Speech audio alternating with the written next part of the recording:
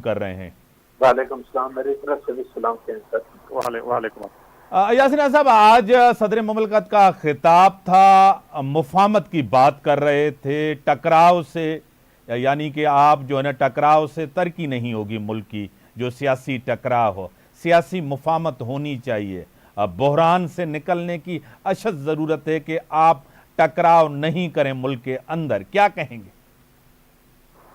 देखें सर, सदर पाकिस्तान का जो खिताब था वो बहुत अच्छा खिताब था और जिस तरह की ऑफर उन्होंने की उसका रिजल्ट मुझे एक जमात की तरफ से कोई नजर नहीं आ रहा। लेकिन पाकिस्तान को जो सदर साहब ने जो तजावीज दी या पार्टीज को कहा कि आपस में बैठ के बातचीत करें, ये बात तो बहुत पहले अरसे से, जब सदर बनने से भी पहले उनका पॉइंट ऑफ व्यू और बाकी सियासी जमातों का भी ये था।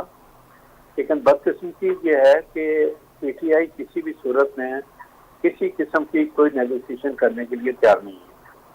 थोड़ी देर पहले मैं एक प्रोग्राम देख रहा था, उसमें पीटीआई के लोगों से जब ये पूछा गया कि आप क्या कहते हैं, आप बातचीत करने के लिए तैयार हैं, तो उनका कहना यह था कि हमारे साथ बड़े जुल्म हो गया, हमसे बड़ा सितम हो गया, हमारे साथ ज्यादती हो गई, हम किसी सूरत में चोरों के साथ बैठने के लिए तैयार नहीं है। इस पॉलिटिकल पार्टी का ये कंडक्ट इस बात की निशानदेही करता है कि आप किसी भी सूरत में पाकिस्तान जो इस वक्त मुश्किल सूरत से आपसे दो चार है, कराची से निकाल कर बात निकालने के लिए बातचीत करने के लिए तैयार नहीं है।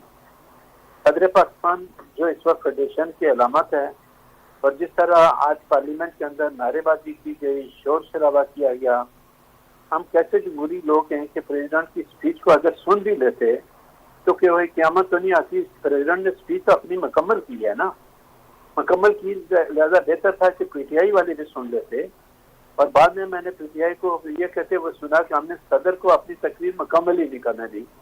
हालांकि सदर साहब अपनी तकरीर मुकम्मल करके वापस गए और उन्होंने बहुत अच्छी तजावीज दी और यही कहा कि हमें मिल के बैठना पड़ेगा, मामला को आगे लेके बढ़ना पड़ेगा।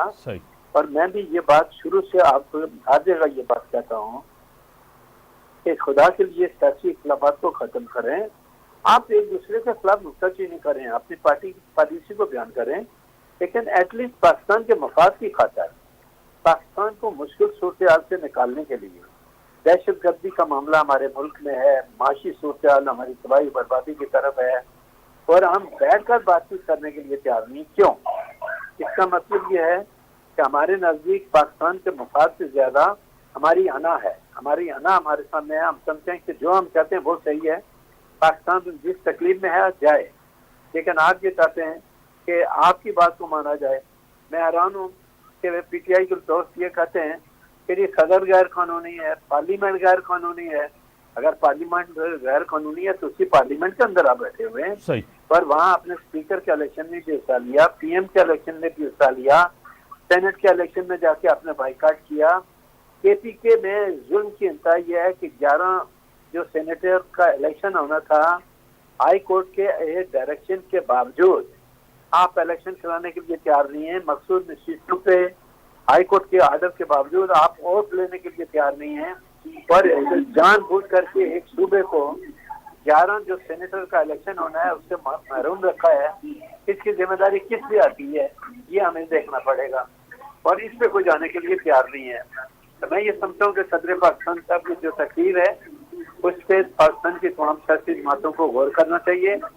पार्लियामेंट में जाएं, प्रेसिडेंट की तकरीर पे जो है ना खुल के अपने इज़हार ख्याल करें, और उनकी जो तजावीज़ हैं उसमें क्या गलती है उसको पॉइंट आउट करें, बजाय इसके कि आप शोर शराबा करें, हुल्लड़बाजी करें।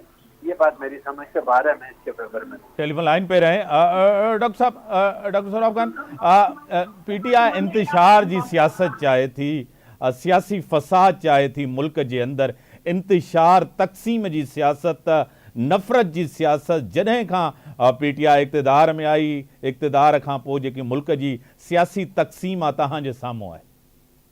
बिल्कुल मीर साहब, जेकॾहिं ये सही पॉलिटिक्स करनि हा तो मुमकिन आहे त जेकी हाणे जेकी सूरत हाल आहे मुल्क जी, जेकी माशी ऐं जेकी अमन अमान जी सूरत हाल आहे, या तमामु ख़राबु आहे उहा ज़ाहिर आहे जेकी हुकूमत ईंदी आहे उन्हनि जेकी हुकूमत कई ऐं हुकूमत सही न कई